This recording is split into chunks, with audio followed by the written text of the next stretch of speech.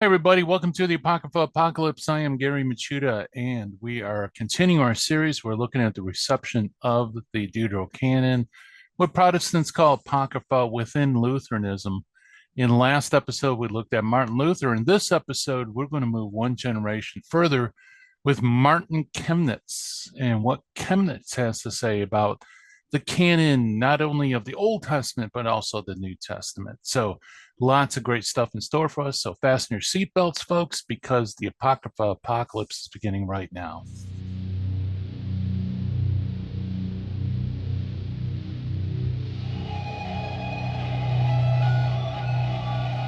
All right, so we're looking at Lutheranism, and part of our guide for this study comes from a dissertation written by Richard Allen Lammert, titled An Investigation of the Lutheran Orthodox Theologians' Understanding of the Biblical Canonical Status of the Old Testament Apocrypha. It was submitted to Concordia Theological Seminary faculty in 1998. And we, of course, are fortifying this dissertation with our own research, but we're using it as a kind of backbone that we're building on. And also, not now, but later on in this series, we're going to have to rely on some sources that are given by Lambert. So he does reproduce the primary source material, but unfortunately, we're not able to get a hold of that primary source material to look at it for ourselves. So we'll have to depend a bit on him. But nevertheless, in our previous episode, we looked at Martin Luther, the guy who started it all. And we saw that not only in his Catholic period, but even after the 95 Theses, he continued to use the Deuterocanon in debate to serve as proof in theological discussions and disputes. In fact, we gave three instances of this. In fact, he even uses it in one dispute where he claims he's only going to follow the canonical scripture. So apparently, Martin Luther held these books to be canonical, be capable of being adduced in debate to serve as proof, all the way up until July of 1519. We're in a debate with Johann Eck over purgatory at the Second Leipzig Disputation. Luther flip-flops. Eck cites 2 Maccabees 12:46. It's a holy and wholesome thought to pray for the dead that they may be loosed from their sins, to which Luther replied that no portion of scripture can be entered into debate to serve as proof for purgatory. He says Maccabees is not canonical. It has weight with the faithful, but will not prevail against the obstinate.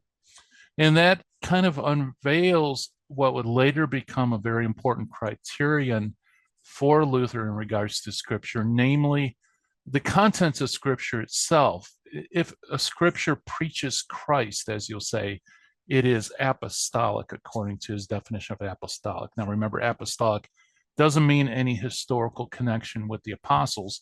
What it means is that Luther hears his theology being preached in that particular book. And to the extent that he hears it, it has weight. So for Luther, the Bible is not all equal. It's not all equally inspired, all equally authoritative. Rather, different books have different weights. And so the canon is kind of a spectrum. And the Bible as a whole is kind of a spectrum of different weights and so on. So that's his first criteria, is this Christ preach criterion. And we also saw in the critical prefaces where he actually assesses the different books within the Bible in terms of their weight. But during the debate on purgatory, Eck pushes Luther, and Luther appeals to St. Jerome. And by doing that, not only Maccabees, but the rest of the Deuterocanon are now placed in the category of Apocrypha. So his second criteria is early church, especially St. Jerome. And those two criteria is used by Luther to formulate his Bible. And we even looked at his German translation and other works as well. And we saw that for Luther, his understanding of the Bible and scripture and the canon is very different from how Protestants, even Lutherans today, look at those subjects. For example, the Bible consists of both canonical books and apocryphal books. And in regards to the Apocrypha, Old and New Testament, they are biblical books. In the Old Testament, they are authentic members of the Old Testament. We saw at the end of his Apocrypha appendix, he concludes by saying, this ends the books of the Old Testament. And so, therefore, the Apocrypha is part of the Old Testament. It's part of the Bible, although it's not canonical. And the preface to the appendix says that they're good and useful to be read, but they're not to be held equal to Scripture to serve as proof. So the same thing's true in the New Testament, by the way. Luther segregates the New Testament into two groups, the canonical books, strictly speaking, and those are numbered and grouped together. And we saw in the table of contents of the New Testament that there were 4 books, Hebrews, James, Jude, and Revelation, that were segregated from the rest. These were not numbered, and they were separated by space. These books were considered by Luther to be biblical and authentic members of the New Testament, just like in the Old Testament, the Apocrypha is considered biblical and authentic members of the Old Testament. However, he does make a distinction. He segregates it from the others. He doesn't number them. And so he doesn't go quite as far as he does in the Old Testament, where he actually places them in a separate appendix, but rather he still just segregates them as well. So that's where we left off with Martin Luther. Now, the question is, was this only Luther's view, or did his views continue on in Lutheran thought? Which brings us to today's subject, which is Martin Chemnitz, otherwise known as the Second Martin. And in fact, he's a very influential figure immediately after Luther. In fact, there's a common saying that if Martin Chemnitz had not come along, Luther could hardly have survived. So he's so important. He's actually credited with the continuance of the Lutheran tradition within Protestantism. We're going to focus on 2 works of his. The first one is perhaps his most important as far as where he's the sole author. It's the examination of the Council of Trent. It was published in 4 volumes between the years 1565 and 1573. Now, in this book, he critiques the 4th session of the Council of Trent. And of course, this is the session where Trent defines the canon. And by the way, Trent does not make any distinctions within the New Testament or the Old Testament like Martin Luther did.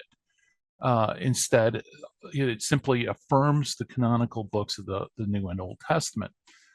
And Kemnitz takes issue with it in an interesting way. But before we do that, let's look at the basis for Kemnitz. What exactly constitutes the canon? And although he goes on to great extent about how the word canon means rule, and how the rule means it's apostolic teaching and so on, ultimately for him, the canon is coextensive with inspiration, as we see in this quote right here. Finally, those divinely inspired writings were at the time of their writing laid before, delivered, and commended to the Church with public attestation, in order that she might, by exercising the greatest care and foresight, preserve them uncorrupted, transmit them as from hand to hand, and commend them to posterity. So it's kind of interesting that he sees inspiration as the root of canonicity, but he, like everybody else in this field, focuses almost exclusively on canonical list, not on inspiration. So the real question shouldn't be whether certain books were considered canonical. The real question is whether or not certain books were considered inspired, which I don't know why, but people just don't make that connection, especially in light of the fact that the term canon wasn't applied to the contents of Scripture until the time of Athanasius. He's the first undoubted use of the word canon in that sense. And it's strictly a Christian term. It wasn't used by Jews. Jews spoke of books in terms of their sacredness, which I believe points to their inspiration. So Jews and Christians both saw inspiration as really the foundation for canonicity. But it's interesting how the focus is on canonicity instead of inspiration. Be that as it may, that is the foundation for him. And so, unlike Luther, who one of his major criteria was Christ preached, this apostolicity idea that a book is canonical and authoritative only in so much as he hears Christ being preached in that book. Kemnitz doesn't go down that road. In fact, he doesn't use that criteria at all in his examination of Trent. Instead, he focuses solely on that second criteria of Luther, namely church history. And here's how Kemnitz divides church history. This witness of the primitive church concerning the divinely inspired writings was later transmitted to posterity, by a perpetual succession, from hand to hand, and diligently preserved in reliable histories of antiquity, in order that the subsequent church might be the custodian of the witness of the primitive church concerning the scripture. There is, therefore, a very great difference between 1. The witness of the primitive church which was at the time of the apostles, and 2. The witness of the church, which followed immediately after the time of the apostles, and which had received the witness of the first church, and 3. The witness of the present church concerning the scripture. For if the church, both that which is now and that which was before, can show the witness of those who received, and knew the witness of the first church concerning the genuine writings, we believe her as we do a witness who proves his statements. But she has no power to establish or to decide anything concerning the sacred writings for which she cannot produce reliable documents from the testimony of the primitive church. These things are undeniably true, and the whole dispute can be most correctly understood from this basis. Okay, so he divides history into three parts. First, the most primitive church, which is the time of the apostles. Second, the church immediately following the time of the apostles. I guess that would be the apostolic fathers. Curiously enough, though, Kemnitz doesn't cite any apostolic fathers, at least not directly. So that middle category is a bit ambiguous. And then he jumps several centuries to the present church, that is the church of his day in the 1500s. So he divides church history into these three strange categories of the apostles, those immediately after the apostles, and then several centuries later until the 1500s.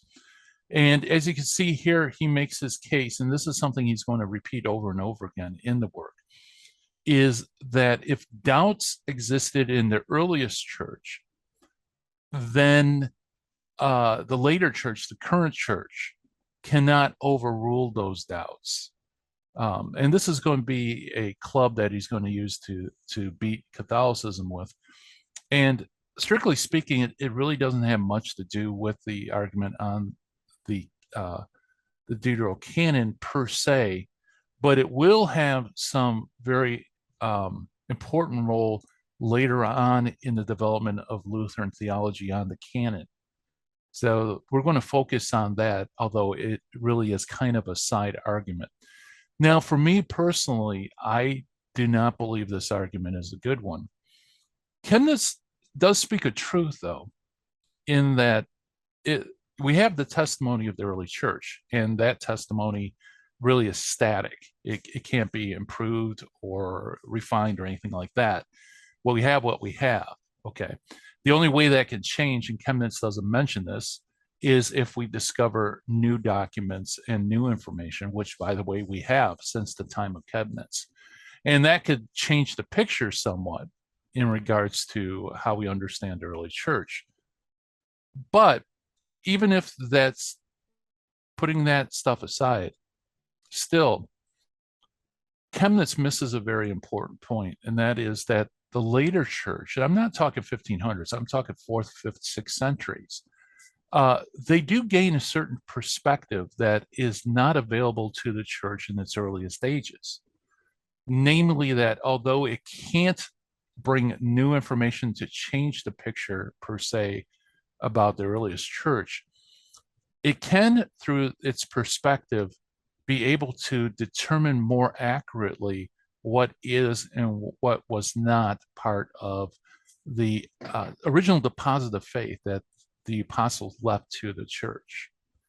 So although doubts might have remained about authorship or the authority of some documents early on, later Christians should be able to discern with greater clarity whether or not those disputed documents were actually left to the church by the apostles. Now, I go into this in great detail in my upcoming book, Message Received, which, God willing, will be published this fall by Misroe Press. So I'm not going to go into detail here, but I think Chemnitz's thesis here is fundamentally flawed. And I think the later church actually can speak with greater clarity, precision, and authority in regards to what is and what is not the original deposit of faith. And that may, it doesn't overturn earlier doubts, but it puts those doubts in perspective, that these were just simply the doubts of individuals and that the actual state and circumstance was different. That being said, that last line that it brings up about that you cannot overturn earlier doubts, like I said, becomes a club that he beats Catholicism with. For example, he argues against the papalist, who do exactly that, as he charges when he says, "Can the present church make those writings concerning which the most ancient church had doubts, because of the contradiction of some, because the witness of the primitive church concerning them did not agree? Can the present church, I ask, make those writings canonical, Catholic, and equal to those which are of the first class?" The papalists not only argue that they can do this, but they in fact usurp this authority in that they totally obliterate the necessary distinction of the primitive and most ancient church, between the canonical and apocryphal, or ecclesiastical, books. In fact, this whole idea that although the primitive church and the oldest subsequent church had doubts concerning the books, that somehow these can be overcome, he calls it an insolent. For what insolent presumption it is to assert, although the primitive church and the oldest subsequent church had doubts concerning these books on account of the contradiction of many churchmen, because not sufficiently certain and firm testimonies of their authenticity were found, in spite of all this, we decree that they must be received as altogether certain and of equal authority with those which have always been judged to be legitimate. So, as I already mentioned, Kemnitz mentions several early church fathers, Eusebius, Rufinus. He cites Cyprian, which I believe he's actually quoting from Athanasius. A few other early church fathers. Now, these are not from the immediate time after the apostles, like I said, hundreds of years later, like Tertullian and so on. But he does, like Luther, rest his case largely on Jerome. However, it is very certain and clear that the witness of the ancient church is that of these books some are in the canon, others are not in the canon, but are apocrypha, as Jerome is accustomed to say, or, which is the same thing, that some of these writings are genuine and have, without contradiction, sure and harmonious testimonies for their authority from the whole first and ancient church. So what was his view of the Old Testament quote-unquote Apocrypha? Well, this particular citation where he lists the books is very informative. It says, "Of the writings of the Old Testament there are numbered among the Apocrypha, books not in the canon, the Book of Wisdom, Sirach, Judith, Tobit, the third and fourth books of Ezra, Baruch, the Epistle of Jeremiah, the books of the Maccabees, minor portions in Esther and Daniel." Now notice here, Kemnitz says, of the writings of the Old Testament, there are numbered among the Apocrypha books, not in the canon. So notice that the so-called Apocrypha are part of the Old Testament. And here he fits perfectly with what Martin Luther says in his German translation in his appendix, namely that the Apocrypha is part of the Old Testament. They're authentic members of the Bible, authentic members of the Old Testament, albeit they are Apocrypha. A second observation, too, is that he breaks with Luther in that Luther did not include in his German translation the third and fourth books of Ezra. And he did include the prayer of Manasseh. Now, it's weird, but Kemnitz actually adds those two books, the third and fourth books of Ezra, and he omits the prayer of Manasseh that Luther added. So very interesting thing. And again, as I mentioned before, maybe we should put a video out and we could trace how the contents of the so-called Apocrypha changed within Protestantism. I think that'd be very interesting. But nevertheless, his appeal to Jerome is obvious. And also, he even makes a curious foray into claiming that the most obvious reason why these books aren't canonical is because they weren't written by prophets. In this regard, he says, the reason why these books were separated from canonical authority is not a secret. Some of them were written after the time of the prophets, when the people of Israel no longer had prophets, such as the old ones had been, and they were written by men who did not have divine testimonies like the prophets for the certainty and authority of their doctrine.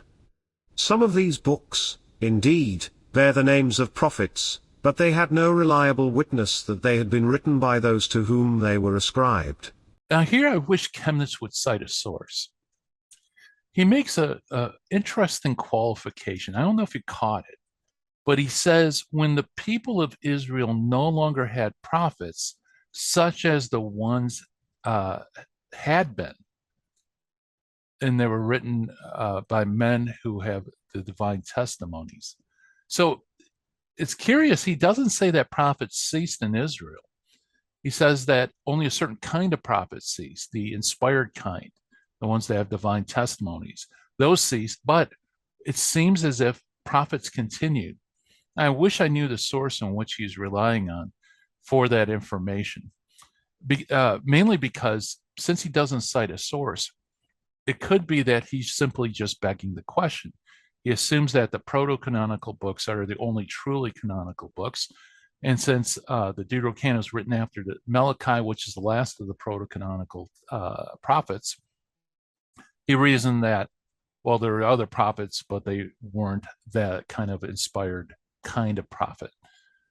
If he's doing that, that's begging the question. He's assuming the canon, then trying to prove the canon by the canon that he assumed. But he doesn't cite a source, so it's impossible for me to know whether he's begging the question or not, or there's something else going on here. But I just, for the sake of completeness, I wanted to put this in, that he also makes this appeal to the time in which the Deuterocanon was written. So capping off the Old Testament, Martin Chemnitz pairs with Luther very well in that he saw that the Old Testament, so-called Apocrypha, are, although not canonical, are nevertheless biblical. They are members of the Old Testament. And he doesn't really go into too much about whether they should be read. But I think the implication is that, like Luther, he would say that these books should be read. He certainly doesn't prohibit it. So let's look at the New Testament books for Kemnitz. Kemnitz, like Luther, also makes a distinction within the New Testament, just like there's a distinction in the Old Testament, in that there are New Testament writings that are not of the same class as the first, in which he says, can the present church make those writings, concerning which the most ancient church had doubts because of the contradiction of some, because the witness of the primitive church concerning them did not agree? Can the present church, I ask, make those writings canonical, Catholic, and equal to those which are of the first class? The papalists not only argue that they can do this, but they in fact usurp this authority in that they totally obliterate the necessary distinction of the primitive and most ancient church between the canonical and apocryphal, or ecclesiastical, books.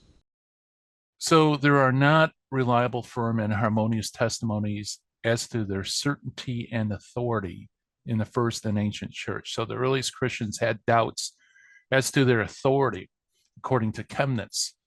Notice also that he lists more than what Luther did, the Epistle of James, Jude, 2 Peter, 2nd, 3rd John, and Apocalypse of John. Some reject, while a number don't. So looking a little bit closer into the data, Kemnitz says, I have quoted these testimonies of the ancients, not only in order that a catalogue of those writings of the New Testament, which do not have sufficiently sure, firm, and harmonious testimonies of their authority may be known, but chiefly that the reasons could be pointed out why there was doubt concerning them. 1. Because among the ancients there were not found sufficiently sure, firm, and harmonious testimonies concerning the attestation of the First Apostolic Church, that these books had been approved by the apostles and commended to the Church. 2. Because it was not wholly certain from the witness of the first and ancient Church whether these books had been written by those under whose name they were published, but they were judged to have been published by others under the name of apostles. 3. Since some of the most ancient writers had ascribed some of these books to apostles, others, however, had contradicted, this matter, even as it was not indubitably certain, was left in doubt. For this whole matter depends on sure, firm, and harmonious testimonies of the first and ancient Church, and where these are lacking, the later Church, as it cannot make genuine books out of spurious ones, so also it cannot make certain writings out of doubtful ones without clear and firm proofs. So here he divides the testimony of the early church in regards to these books into three classes. The first are that these books had been approved by the apostles and commended to the church. If there were doubts and there wasn't a continuous affirmation of that, then that's the one doubt. The other one is whether these books have been written by those under the name they were published. So whether they're pseudonymous or there are doubts about authorship. And then the third class, he says, since the most ancient writers had ascribed some of these books to the apostles, others, however, contradicted. So there's just a different testimony as regards to whether these books were apostolic in the historical sense. Then he concludes again by making that same claim about the inability of the church to overturn what he calls spurious ones, which is kind of interesting. So he apparently assigns the Deuterocanon of the New Testament to spurious books. So he says the later church can't make all the books in the New Testament equal. Okay, he says by no means can we do this. And in fact, he calls it tridentine arrogance to do so. Tridentine arrogance, however, threatens anathema, if anyone does not receive them as of equal, yes, as of the same certainty and authority as the other books, about which there never was any doubt. So just keep this in your back pocket for later in this series, because this will rear its head later on in Lutheranism.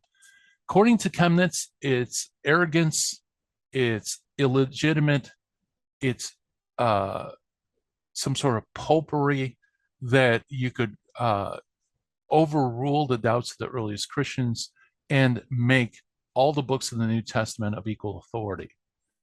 For him, that's an impossibility. So just keep that in mind. In fact, it's not only a possibility, but it's a great sin that was committed at the Council of Trent. Now, that's about what we have in his examination of Trent. He also was an author of a very important work called the Book of Concord. And this was written about 12 years after Kemnitz's examination of Trent. And so he is a leading spirit in the writing of the Formula of Concord, which settled many disputes that had plagued Lutheranism after his death. And of course, he's not the sole author of this book.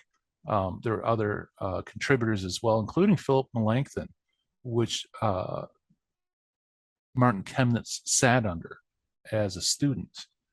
And in a previous video where we looked at the Missouri Synod Lutheran assessment of the canon using Dr.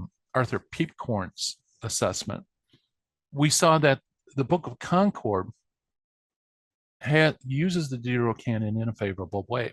So let's quote from Peepcorn in regards to its use. The Lutheran symbolical books twice treat passages from the Deuterocanonical books, Tobit 4, 6, 11, 20 in Apology 4, pages 156 to 158. And 2 Maccabees 15:14 in Apology 21, 9. The Apology is responding in both cases to references cited by the Confutatio Pontifia, but it treats these passages with the same seriousness with which it treats passage cited from protocanonical books. Just as Jonas' German paraphrase of the Apology called Tobit Scripture, mit und Sprüchen der Schrift, bekannte Schriften, p. 215, line 47. Both Melanchthon and Jonas call 2 Maccabees scripture, testimonium nullum de mortuis errantibus extat in scripturis, praeter illud somnium ex libro Maccabeorum posterior, doc hat solks keen zeugnis in der Schrift, den allein den Traum, der Gonormen ist aus dem Monden Buch Maccabeorum. So, although this is not directly from Kemnitz, nevertheless, I think it certainly he would have seen it. He would have drawn attention to it had he disagreed with it. That in the Book of Concord, in the Apology, deuterocanonical books are being cited and even cited as scripture by Melanchthon and Jonas explicitly. So they're not segregated. They're not made canonical either, but they're treated very much like books of the Bible, and they're acknowledged as part of the Bible. And again, this fits in with what we saw in his examination of Trent and what we saw with Luther as well. So that's an important piece of data to also assess. Now, Lambert assesses Kemnitz's views as follows. In the process of this discussion, Kemnitz demonstrates also that the terms biblical and scriptural can legitimately apply to the entire set of books received by the Church. At least he does not dispute the terminology used by the Church Fathers. Kemnitz's perception of the canon and of the Bible parallels Luther's perceptions. The rough edges of the canon, those books that do not have true canonical authority and yet are biblical, remain for Kemnitz. Without an explicit statement to that fact, his examination supports Luther's Bible. So Lambert, like we saw, assesses that Kemnitz follows in the footsteps of Luther. He saw the Deuterocanon of the Old and New Testament as being biblical books, scriptural books, authentic members of the Old or New Testament wherever they're found, but they're not canonical. And it's a little difficult to assess exactly what their status is, especially in the New Testament, but in some ways they are not of the same weight as the truly canonical books of the rest of the New Testament. Lambert also notes that Kemnitz breaks with Luther on at least one point. Unlike Luther, who began with the regula fidei to determine what is and what is not canonical, Kemnitz argues historically for the judgments of the early Church. The primary, and effectively only, witness is that of the early Church. One's own response to the content of the biblical books will presumably follow the witness of the early Church, but for Kemnitz it serves no basis for a determination of which books are canonical and which are not. The regula fidei that's mentioned here by Lambert is Christ preached, the apostolicity idea. And we noted that too. You just don't find that in Kemnitz, where Kemnitz assesses books on the basis of whether he hears Christ preached. So here we have the second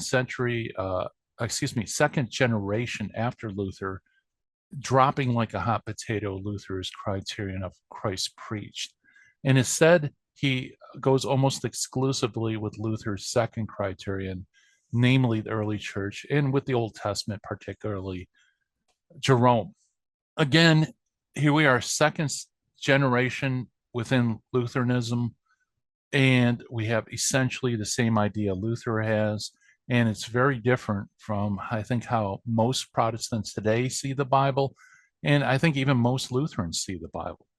So we're going to conclude right there. I hope you enjoyed the program. If you did, please subscribe and like. Also tell your friends about it. Let's grow this channel if we can. By the way, William Albrecht and myself are on Patreon. We appreciate your support. Enables us to buy primary source material so we can dive in deep and make good, solid videos. So your support is greatly appreciated. And until next time, I'm Gary Machuda. I hope you have a great week. Bye-bye.